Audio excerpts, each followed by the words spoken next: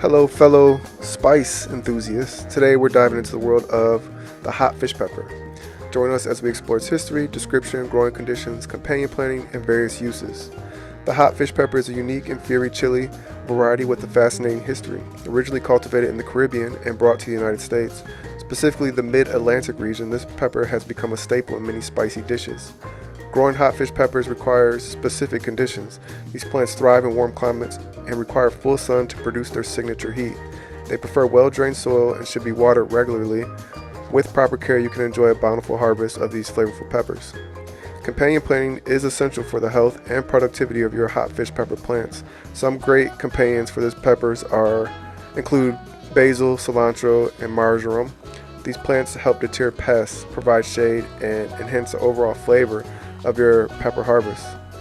Now let's talk about the various uses of the hot fish peppers. These peppers are incredibly versatile and can be used in a variety of dishes.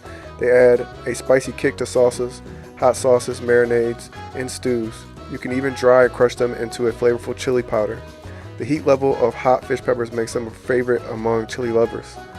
Whether you're a spice aficionado or simply looking to add some heat to your meals, growing fish peppers is a rewarding experience.